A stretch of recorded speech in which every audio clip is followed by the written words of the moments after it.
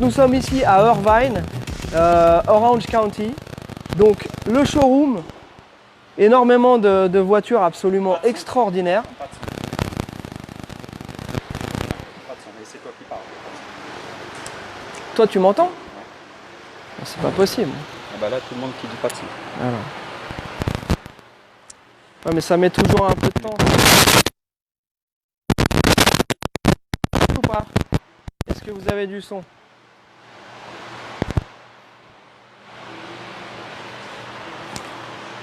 Non, ça c'est rien. C'est bon. C'est bon, ça y est? Ça grésille. Ok. Là, ça devrait avoir cessé de grésiller normalement. Ok. Tout le monde est ok? Super. Là, ça continue à grésiller ou pas, les gars? C'est tout bon, ça fonctionne. Hervé, tout le monde est ok. Fabien, ok. Très bien. Continuez à nous tenir au courant. Je sais qu'il y a toujours un petit décalage entre le moment où on voit vos commentaires et le moment où vous les faites. Donc, on va reprendre. Hein. Bienvenue ici chez Superformance.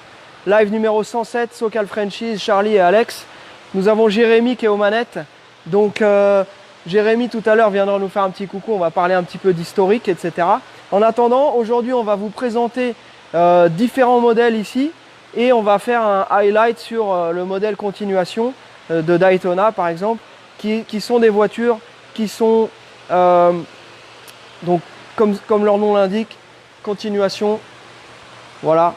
Et ce sont des voitures qui ont des numéros de série Shelby d'origine et donc qui peuvent être immatriculées comme des voitures d'époque.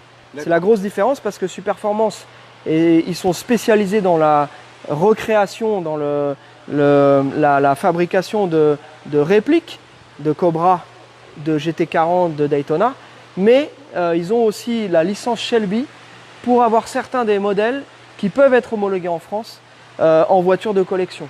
Donc ça, c'est quelque chose qui est vachement important et très intéressant à souligner. Donc Alex, on va se balader un petit peu. Donc on voit tout de suite qu'on a différents styles, notamment on va commencer par les Cobra. Hein, on a des voitures qui sont comme celle-ci, modernisées. Ça, c'est vraiment les modèles qu'on voit au SEMA quand ils font leurs démos, Superformance. Ils font des petites démos de drift au SEMA. Et là, bah, par exemple, celle-ci, elle a mécanique moderne, on voit les grosses jantes, etc. Mais bien sûr, le look de la Shelby 427, donc la version large. Voilà, on en a une au shop pour ceux qui suivent, qui est bien sûr, la nôtre, elle n'est pas modernisée comme celle-ci. Donc moi je vais rajouter un truc, je pense que Superformance c'est le fabricant de répliques c'est les plus aboutis. Moi je trouve que c'est celle qui se rapproche le plus des originales, notamment la GT40 en niveau proportion et elle est vraiment magnifique. L'œil non averti ne verra pas la différence. Le professionnel bien sûr le verra, hein, ça c'est sûr, mais ils ont vraiment soigné les détails. Et puis c'est bien fait, c'est bien fabriqué, c'est vraiment des belles caisses. Super. Bah tiens Jérém, si tu veux montrer ça un petit peu. La donc, GT40 Gulf, donc là, elle est dans sa livrée, hein, la fameuse livrée orange et bleue. Ouais. Elle est Golf. magnifique, moi j'adore. Hein? Ah ouais, Tu disais quoi? Ça se dit Gulf? Oh, j'en sais rien. Golf? Golf, Ouais. Golf. Moi, je vais aller faire peut-être un golf, moi. Je vais vous laisser, les amis. Donc voilà, Moi, ce super que j'aime, livrée. c'est les hanches de cette caisse. Ah oui, elle a des belles hanches. T'as vu ça un peu? Ouais, ouais. Donc, C'est magnifique. Tous les petits détails, les petits déflecteurs, évidemment le bouchon d'essence, l'instrumentation. Ils ont vraiment Conduite à soigné. droite, celle-ci. Donc, tu peux la choisir en conduite à gauche ou conduite à droite. Le petit éclaireur sur la porte pour éclairer le numéro sur les courses nocturnes. Donc ça, c'est Ah le ouais. petit détail qui tue. Ah ouais. Non, franchement, Tiens, c'est tu des veux vraies belles autos. tu veux le zoomer, Jérém?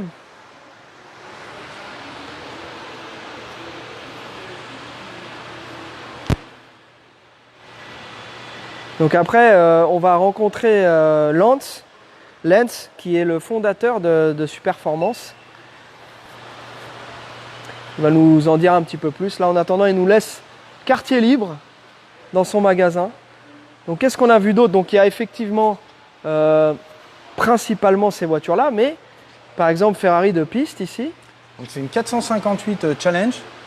Donc c'est la version piste de la fameuse 458. Ouais. Donc ça va être vraiment cool. C'est une arme. Ça, Ouais. c'est l'arme fatale. Willow Springs. Ah ouais, l'arme fatale. Ouais. Là, Danny Glover n'a qu'à bien se tenir. Là, Laguna c'est du lourd. Seca. Ah, là, c'est du lourd. Ouais. Et une belle collection, il y a un peu de tout. Bon, évidemment, c'est une boutique de répliques de GT40 de Cobra, donc évidemment, il y en a énormément. Mais il y a quelques petits exemplaires. Il y a une Ghibli là-bas, une Ghibli des années 70. Je ne t'ai pas donné, j'ai pas regardé la fiche. J'ai pas fait mon travail. Donc c'est une voiture qui est en super état, sachant que ces voitures-là, pour en avoir travaillé dessus, sont sujettes à la rouille, mais vraiment. Donc en trouver une belle comme celle-ci, bon, elle a été entièrement restaurée. Hein, super caisse. La Magnifique. teinte est magnifique. Ouais. Tu sais que je suis sensible au bleu nuit. Ah oui. Ah, c'est vraiment beau. Voilà. Donc, non, elle est de 1967. Je dis une connerie, tu vois. Super caisse. Il y a un peu de tout. Il y a ces trucs-là. Là, donc c'est Zagato Piranha. Zagato Piranha. Donc c'est un moteur Chevy qu'il y a dedans. Un moteur de Corvette. Ah ouais? Ouais. Donc un Mais je trouve 7.3. qu'elle a vraiment des proportions de Corvette. Ça à se demander si ce serait pas un châssis de Ouais, Corvette. je ça. pense que c'est un châssis de Corvette parce Ouais. que même quand tu vois tout l'intérieur et tout, ça a vraiment la dégaine d'une Corvette. C'est Donc, une Corvette Zagato. Voilà, elle a été dessinée par Zagato. Et voilà. Donc ils en ont deux. Je n'avais jamais vu ça. Hein. J'en avais jamais vu. Toi, je sais que tu préfères la Burgundy, c'est la couleur préférée. Hein. Bon, après, c'est spécial, quoi. Faut aimer. Ouais, c'est marrant C'est un drôle de truc. les couleurs. En fait, je sais pas si ça vous fait ça aussi. Mais bien souvent, moi, je me suis intéressé à des voitures que je voulais acheter.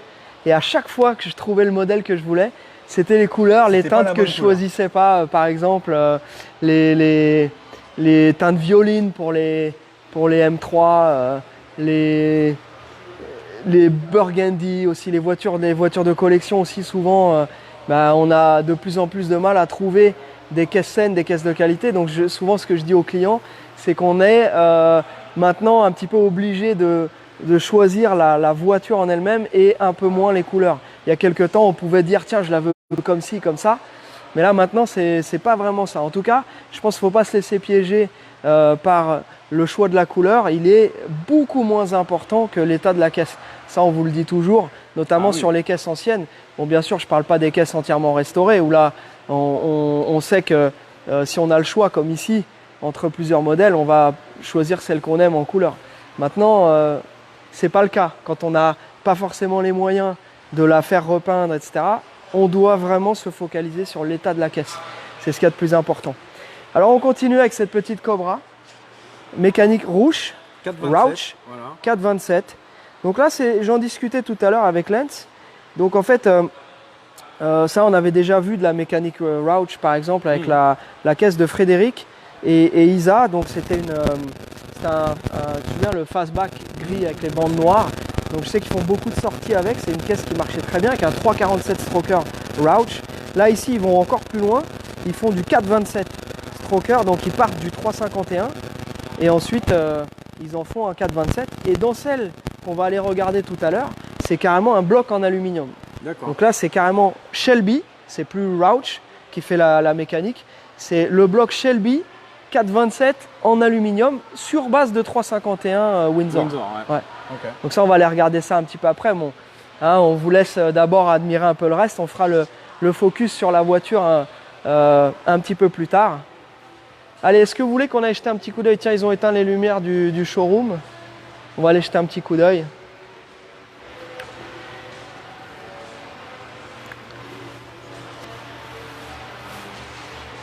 Alors bien sûr, si vous avez des questions à poser, n'hésitez pas. Jérémy va nous transmettre les questions. Où sommes-nous? Ah non, ça les gars, ça on l'a annoncé les gars. On est à Irvine, nous sommes chez Superformance. Donc Irvine c'est Orange County, donc c'est le comté voisin de Los Angeles. On est à peu près à 1 heure du garage là ici. Et voilà, et puis on continue à voir là toutes ces merveilles. Coyote Supercharge. Waouh! Donc à mon avis ça doit envoyer du bois ça. Tiens, viens Jérém, jetez un petit coup d'œil La ici. déco 24 heures du Mans et tout, Ouais. c'est cool hein. Petite touche française.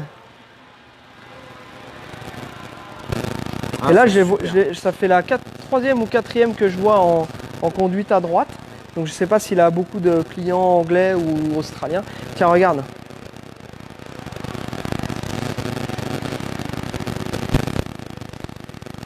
Ah, le Coyote Supercharge. Préparé Roush. Dans une caisse comme ça doit vraiment déménager. Hey Lance! Yeah, we're already live. We are live. We're live. Okay, Yeah. hey guys. So, Lance, thank you for having us here. Great. It's awesome. It's really great. So we right now we're live with France. So I don't know if you have like some customers in France. Yes, we do. We have a lot of customers in France. France love the Shelby Cobras. We have a lot in Belgium, France, and Germany. Yeah. Beaucoup de clients en France, en Belgique, en Allemagne. So I see there's a lot of GT40s with drivers on the Right-hand right-hand drive. side. Yeah. So the original GT40s were all right-hand drive. Okay, and the ones that raced in the 60s, that won the 4 years in a row at Le Mans, were all right-hand drive cars. We build them in left-hand drive for people now in the future if you want Okay. a left-hand drive, but we naturally Yeah. offer the right-hand drive.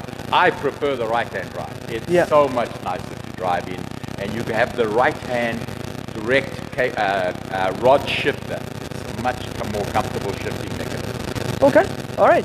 Très intéressant. Donc en fait, il disait, alors comme vous le savez, les voitures d'époque, donc les voitures qui ont gagné 4 fois de suite au Mans, donc vous avez certainement vu le film Ferrari versus Le Mans, donc c'était des voitures qui étaient toutes en conduite à droite.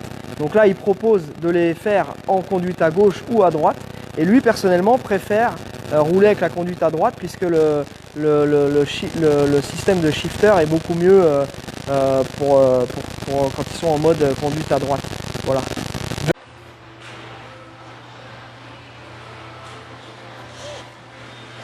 Voilà, nous sommes de retour. Donc faites-nous un petit retour son pour nous dire si c'est OK. Sorry, we had a little issue, like we lost the connection, we lost the sound. Oh, okay. OK. Where were we? So we remember. So we started again, so we're already live again. Ça arrive, this is stuff that happened Oh yeah, like with a bunch live. of time, yeah, That's all not the time, unusual. but yeah. So yeah, we were saying like over there in South Africa, there's a lot of fiberglass, a lot of carbon Yes. fiber, and I've heard like some of the best carbon fiber maker Yeah. are Yeah, over they're there. making carbon fiber wheels in South Africa now. There's a big carbon fiber industry. So Superformance, way back in the early 90s, bought a company called Aerodyne, and they owned a 51% share of Aerodyne. Aerodyne is a very old carbon fiber company that was based in the UK and South Africa that had made carbon fiber seats for the Concorde. So Oh, for the it gives you Concorde. an idea how Okay. far back it goes. So that's where South Africa and High-Tech and Superformance learnt how to do all the composite bodies and the carbon fiber work. Ok. Donc en fait, ils ont à l'époque, tout est parti. Superformance a acheté une grosse partie des parts d'une compagnie qui faisait de la fibre et du carbone, et notamment qui faisait les sièges du Concorde. Donc pour dire à quel point c'était précis. Ouais. All right, Yeah. great. So now we're gonna do like a little focus on this car, Okay? because today we came to see this car for a customer, but as well, it's very interesting for people to understand what is a continuation. Yeah, yeah. So this is a very special car. It commemorates the only American car that won a world championship back in 1965, the Shelby Daytona Coupe, with Bob Bonnarant as the driver, and of course Carroll Shelby as the race team owner and Okay. the Shelby. So it's just a remarkable achievement for the hot rodders in Southern California to go against the best Europe had, Ferrari, Jaguar, Aston Martin. I mean, these were established racing teams, and then they won with a Shelby Cobra at Daytona. In 64 and 65, but they won the championship in 65. Ok. Donc en 65, la voiture a gagné le championnat en Europe face aux meilleurs avec le team dirigé par Carroll Shelby. Donc voilà. Et cette voiture aujourd'hui, c'est une voiture qui a les numéros de série propres à Shelby. Donc so this one has the. Can you explain us like the CSX? Yeah. Which is the Shelby. Continuation series. So these are the Shelby Continuation series. They are numbered CSX 9000, and they to commemorate the 50th anniversary, and actually has the Shelby engine tag, which is there. And Okay. I'm sure you'll film that later. Yeah. Ok. Donc là ici, tu peux montrer, Jérém, la plaque Cobra, donc avec le numéro de série Shelby. Et donc c'est une voiture qui est donc c'est pour ça qu'ils appellent ça continuation. Donc c'est une voiture qui a des numéros de série de Shelby comme si elle avait été fabriquée dans les années 60. Donc c'est une voiture qui peut avoir une carte grise ou un title américain de l'année. So this one would be In the Shelby registry also. exactly. Donc celle-ci, Shelby World Registry. ok. Donc ça c'est une voiture qui va, elle est dans les archives registrées Shelby. Donc c'est pas uniquement une copie, c'est vraiment comme si on achetait une Shelby mais neuve. Donc so we can see there's like a newer type of Yeah. chassis and frame and suspension everything, but you still have the architecture of the old type it of still engine. has that real visceral feeling of the original cars. The only difference is it's a lot more comfortable to drive. It has air conditioning, power steering, electric windows, central locking, power brakes. So it's for the modern person that wants something that looks 100% period correct, looks like he's just driven it off a racetrack, but he's actually comfortable inside the car and can do open road touring. If you notice, the car says GT, and it won the GT World Series class. Okay. GT, as we know, stands for Grand Touring. Grand Touring. And that is Yeah. what it is. Ok. Donc cette voiture-là, en fait, comme nous explique Lens, cette voiture-là, c'est une voiture pour la personne qui veut avoir le look et le feeling moteur de la voiture d'époque, mais avec quand même quelques raffinements modernes comme les freins, la direction assistée et par exemple celle-ci a la clim, les vitres électriques. Elle est entièrement insonorisée, donc ce qui fait qu'ils ont mis du Dynamate partout, ce qui fait qu'on peut conduire cette voiture-là. On voit que les joints, tout ça, c'est impeccable. Donc on peut conduire cette voiture. Alex, c'est un peu comme une voiture moderne, une supercar moderne. tout à fait. C'est un peu le meilleur des deux mondes, quoi. Voilà, là tu as tout le raffinement moderne. En plus, bon, châssis treillis-tubulaire. Tout est monté sur bague rigide, les rotules et tout. Enfin, on voit que c'est un montage qui est fait pour durer. C'est pas un bricolage, quoi. Ça se voit tout de suite. Ah oui, oui. C'est fait comme une vraie voiture de course, mais faite pour la route. I have a question, Lance. What kind of ECU are you running on those? I can tell the engine The is like fuel injection, injected. yeah, it has so you fuel have like injection. a standalone injection, or it's like what kind? It's of, an independent standalone injection. It's a Baller injection system.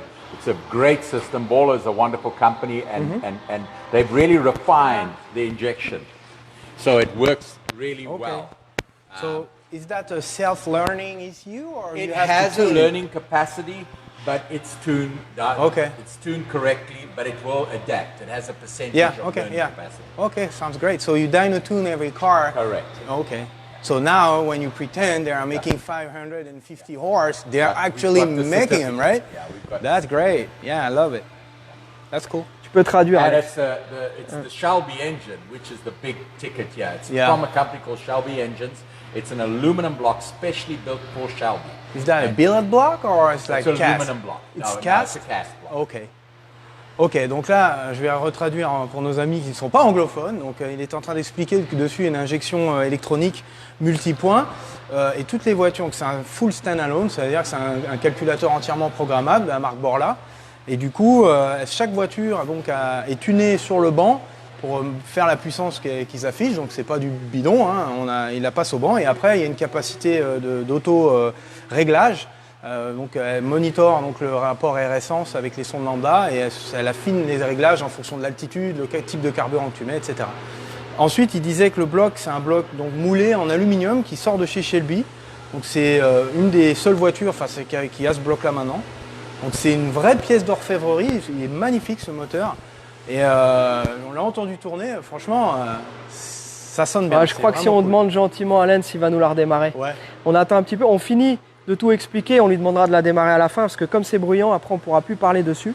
Mais yes. Hop. Voilà. Les collecteurs, là, c'est pareil, c'est du très beau... c'est magnifique, hein, on voit que ça passe au chausse-pied et tout. Elles sont vraiment bien construites, ces autos. Hein. C'est vraiment du beau boulot. On est loin de la réplique artisanale du kit car, comme on disait à l'époque. Bien sûr. Très très loin.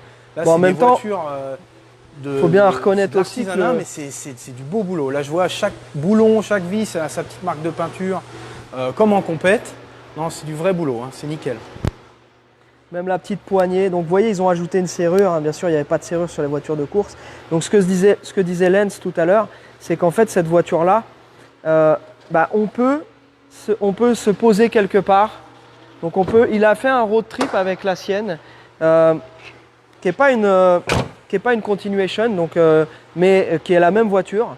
Il a fait un road trip de 2000 km avec, enfin 2000 miles. Et il a été partout. Et donc le soir, il pouvait fermer sa voiture. Il y a l'antidémarrage, il y a les vitres électriques, il y a le minimum qu'on peut attendre quand on achète une voiture de ce prix-là. Donc je ne sais pas si Jérémy, on a déjà 10 personnes qui ont demandé le prix. Mais voilà, bon, les prix, là par exemple, ça c'est une voiture qui est affichée à 260 000 $. Donc vous voyez ici, on a la version toute en aluminium qui est près de 500 000 $. Pour la même, mais qui est en alu comme les Daytona d'époque qui avaient des carrosseries en alu. Donc, vous voyez. Moi, j'adore, hein. La version tout aluminium. La version tout en alu. C'est ma préférée. Hein. Et la version en aluminium qui est derrière. Donc, donc la voiture est toute en aluminium, mais comme c'est aussi une voiture qui est faite pour rouler, ils ont doublé à l'intérieur en fibre.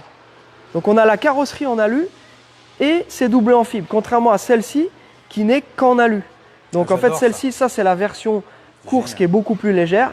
So I was explaining the difference between this one and this one. So one of you co-worker explained us that this one is kind of doubled in fiberglass. So it's not that thin. So you can actually drive it and you don't feel like after an hour you want to exit the car. Correct. Yeah.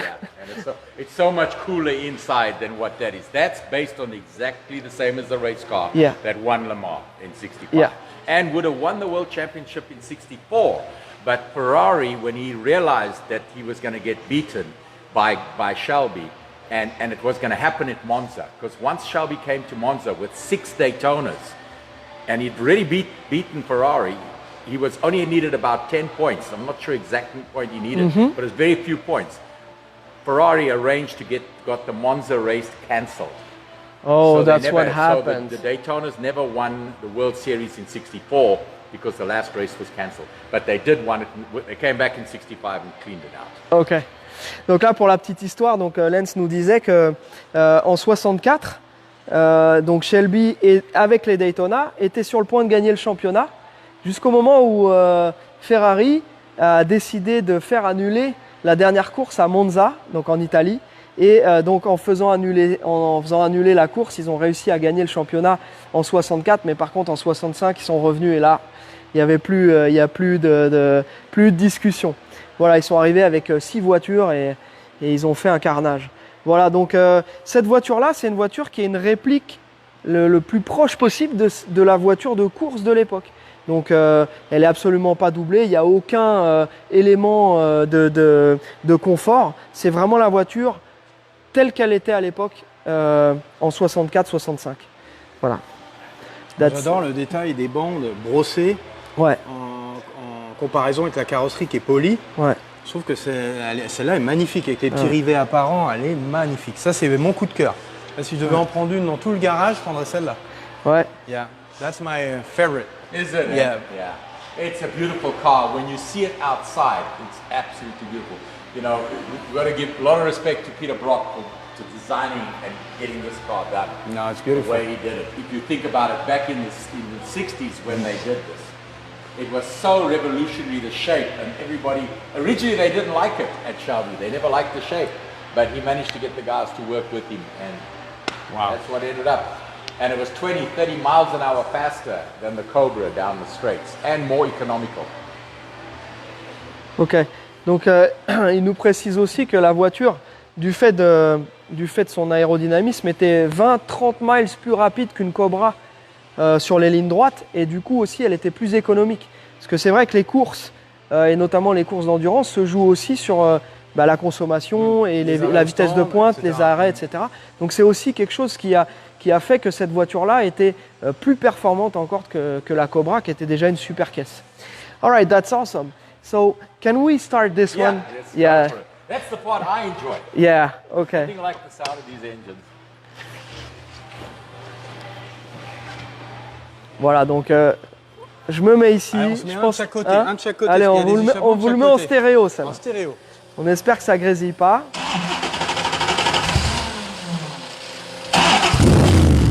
Et voilà.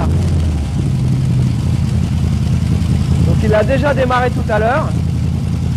Voilà. Donc là on ralentit. On reconnaît bien le V8 qu'on connaît bien. Donc là c'est la version portée à 7 litres, 4,27. Donc 7 litres ça commence à faire de la cylindrée.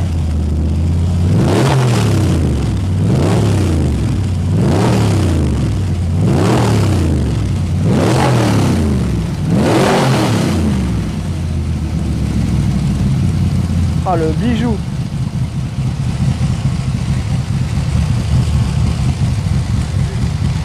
That's nice. Wow, superbe. Okay. Yeah. Thank you so much, Lance. All right. Is there any little stuff that you would want to share with us? Yeah. I heard you guys provided the car for the movie Ford versus Ferrari, right? So what you can see here are the cars in the movie. Yeah, we supplied all the cars that were all the Cobras. We supplied 2 of the GT, 3 of the GT40s. Not the ones they smashed. My cars they looked after. They were on the better looking scenes where they were close-ups. But there's one of the Cobras, and this Cobra here is outside. It's actually here today, so we can film We're it. gonna go and check it. Yeah. It now belongs to Dave McDonald's son, Rich McDonald. He works for me. Okay. So there's the car, and then of course that's the car. We supplied 3 cars for Ken Miles, for the Ken Miles scenes. And that one I don't have with me anymore, but I've got a new Ken Miles series. We're doing a cinema series. Oh, great. Which I've got. And then, of course, we did the Daytonas in the scene where you see them on the back of the trucks and standing. Those were all from me also. It was about 36 cars we supplied to the movie. And then that's all the greats. I mean, that's very interesting to show your list.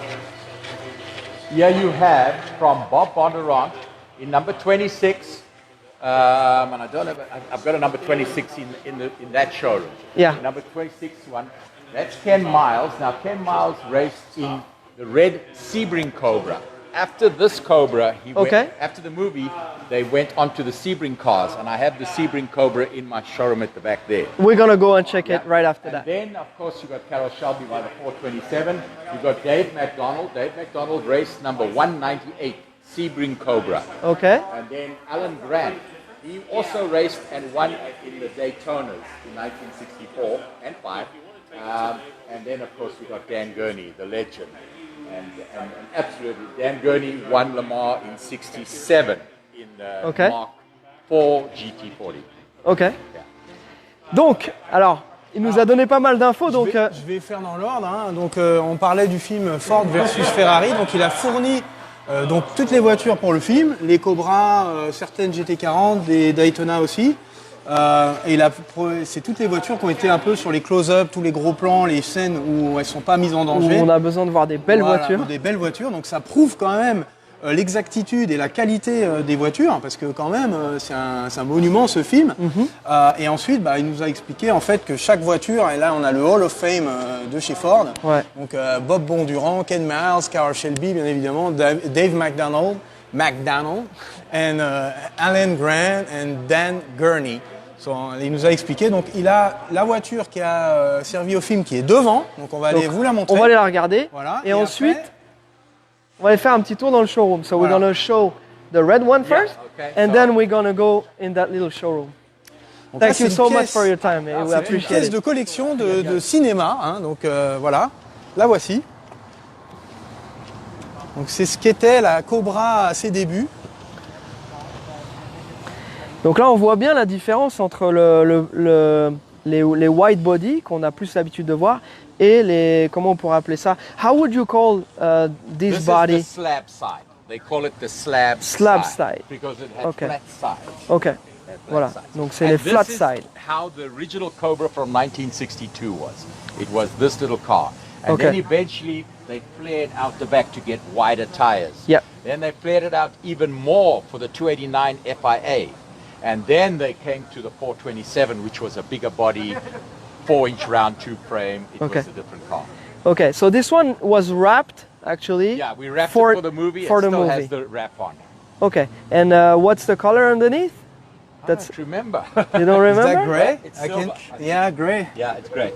Ok, donc voilà, cette voiture a été, donc il y a eu un covering pour le film, et donc elle porte toujours le covering du film. Donc c'est la voiture que vous avez vue dans le film. Et alors, Voilà. petite anecdote.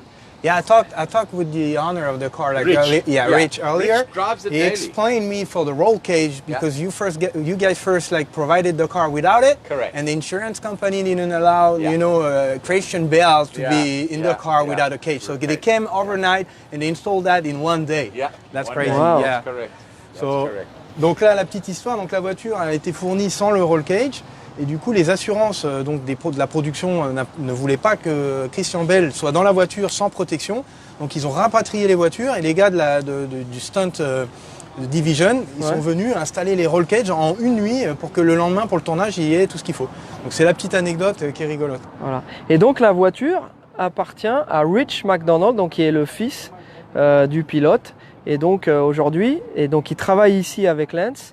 Et c'est son daily driver. Donc, he comes every morning with this, Yeah. or Yeah. only on Friday, Yeah. only because No, of no, the Frenchies no, were no. there. No, he No? actually drives it every day, almost every day. He has another car also, but he almost drives this every day. You know, he Wow. lost his father at a very young age. Yeah. You know, Dave died at about 24 years old, I think he was, and Rich was a young boy, maybe 4 or 5 years old. Oh, okay. So you know, he missed out on so much by not having his father. Yeah. And his father was, you know, the first race car driver to win in a Cobra, the first one to win in a Daytona, the first one to win in a King Cobra. So he really did. He was a great race car driver. Okay. He had an accident? Yeah, at Indianapolis, over Yeah. 200 miles an hour. Wow. Ok. Ouais, et donc en fait, il nous expliquait que Rich, donc qui travaille avec lui, c'est le fils de Dave McDonald, qui lui était donc, qui a été le premier à gagner sur une Cobra, premier à gagner sur une Daytona, premier à gagner sur une King Cobra. Et donc c'est quand même quelqu'un qui est très influent, qui a eu une influence incroyable dans le développement de ces voitures-là. Et donc il est décédé dans un accident de voiture à 200 miles à l'heure, donc à 320 km/h, vous imaginez à l'époque, quand Rich avait seulement 24, il y a 24 ans. Non, il est mort, il avait que 4 ans, c'est ce qu'il disait. Excusez-moi ce que je traduis en même temps. Donc en fait, il n'a pas vraiment connu son père, donc il vit vraiment dans la mémoire de petit garçon qu'il avait de son père pilote qui est une légende. Donc voilà, et tous les jours, il vient rouler avec cette voiture-là. That's awesome, that's a so great story. Thank you. And I could show you more about the cars inside there if you in the boutique, as we call it. Il y a la boutique. Boutique? It's a French word. Yeah, la boutique. So I love the Ford GT you have over there with the carbon fiber wheel and all that. Yeah, yeah. That car Yeah, is that like... was my luck to be accepted by Ford because they didn't just give it to everybody. Everybody had to apply. Oh yeah? Yeah, you had to Wow, you need to show like Attends, you're worthy to get that car, Yeah, right? and it's not about money. It's about whether you're going to drive the car and show the car. Wow. Faut pas qu'on soit trop loin They pour le son. only built total of 1,300, but they had more than 10,000 applications. Wow. So that's a rare sight. It's a machine. It's an incredible car to drive. Incredible. But with that comes a problem. You pay roughly 600,000 for it, but it's worth over $1 million. So now it's too expensive for me To to drive drive too around. much. Yeah. But Ouais. I do. I've got 1,000 miles on so far. Ok. Wow, it's beautiful. Tu traduis?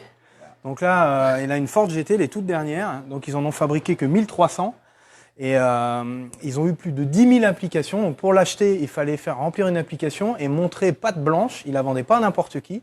Donc il fallait prouver que tu allais te balader avec la voiture, que ça allait être un intérêt pour la marque. Donc il suffisait pas d'avoir l'argent.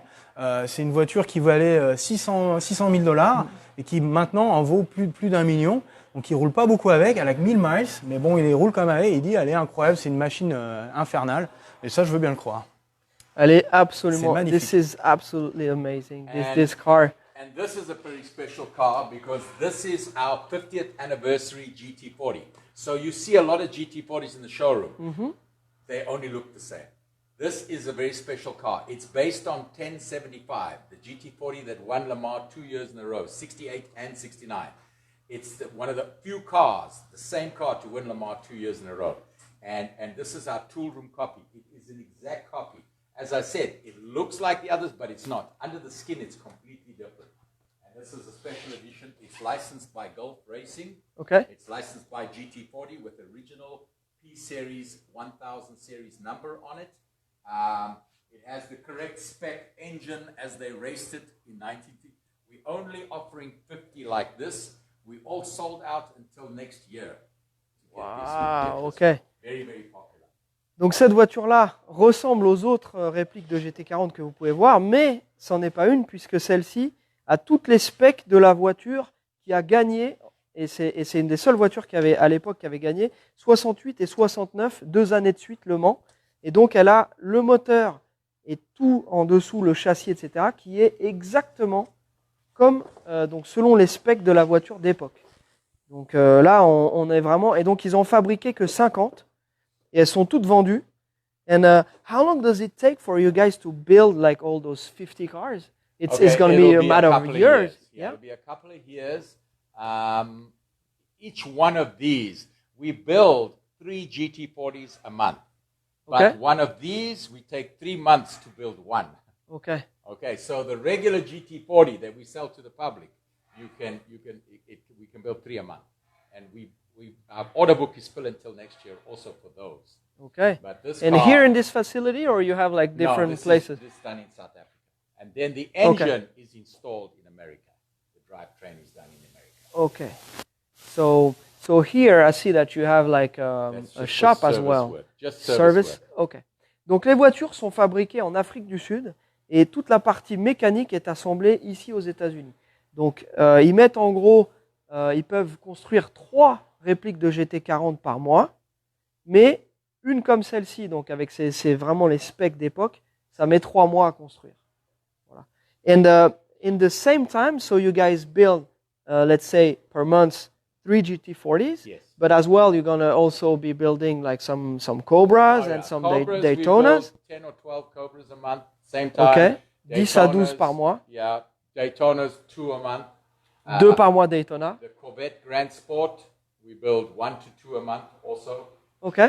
Then you've still got a couple of FIA, some Sebring cars, a big mixture of all the cars. Wow. That's crazy. So you often go there in South Africa as No, well? I don't. The factory runs very, very well. They do a very, very good job over there. Yeah. It's not necessary for me to be there. Ok.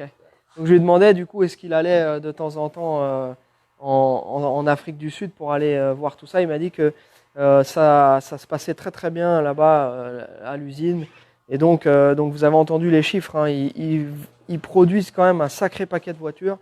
Et on voit le niveau de finition et tout, c'est quand même incroyable. Là, on est vraiment dans... Hein, Ouais, Alex, c'est pas du constructeur hein, au sens premier du terme. Ils font bien entendu pas le volume d'une grande marque connue, mais c'est quand même des chiffres impressionnants. Hein. Bah, Parce qu'en oui. tout, ils doivent faire une vingtaine de voitures par mois, si je calcule bien. Ça doit dépoter, puis on voit, c'est du bon, c'est bien fait, quoi. C'est nickel. And how many employees over there to About build? 600. 600. employees, yeah. The Wow. factory's about 800,000 square feet. I'm not sure what that's in square meters anymore. Yeah, me too. But and there's about 600 employees. Ok. 600 They're employés à they're your l'usine. Sebring cars.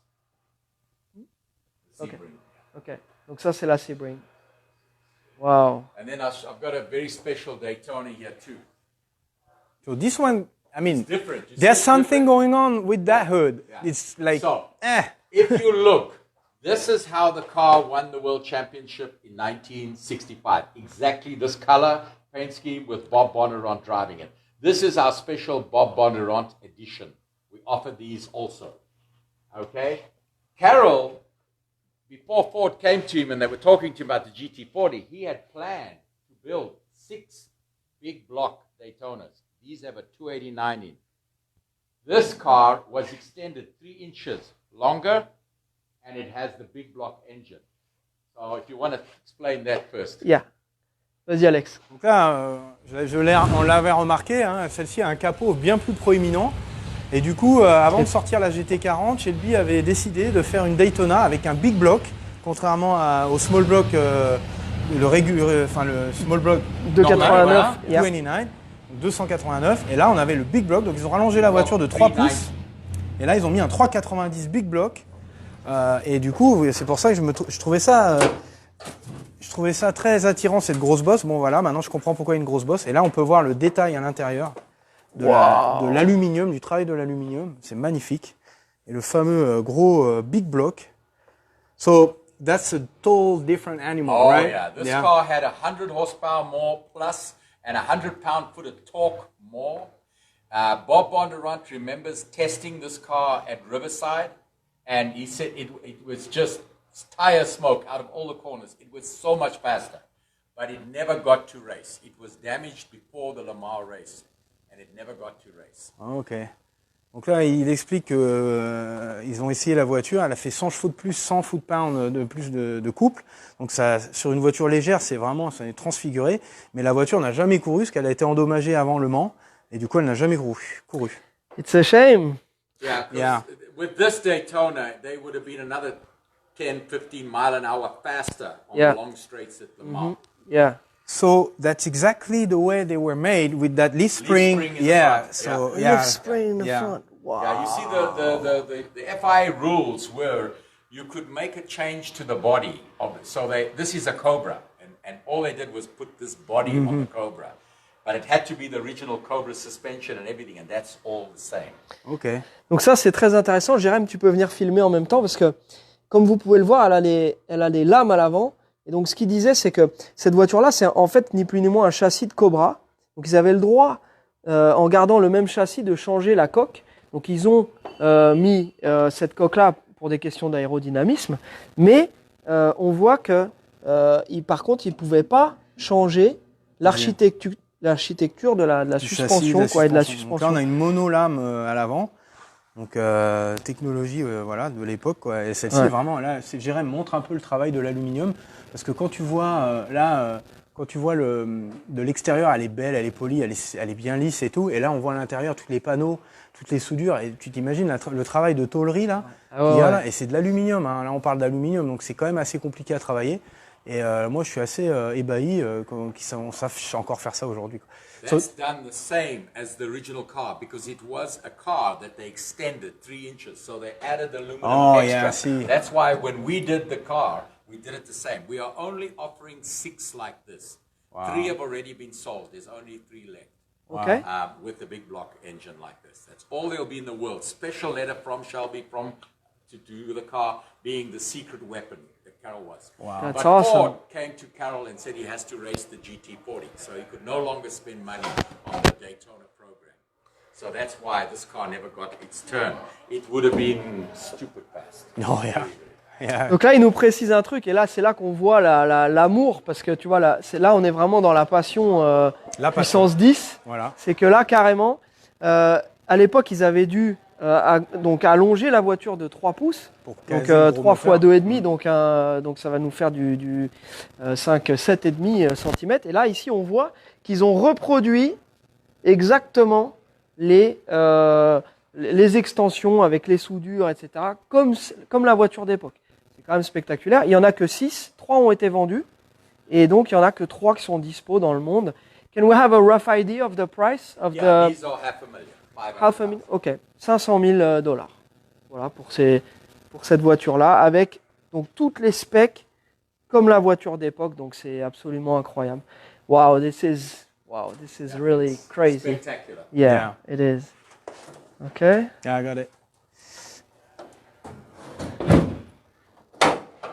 Voilà. Awesome. Beautiful. So So I think you've covered it all. yeah, there's a little Dino here.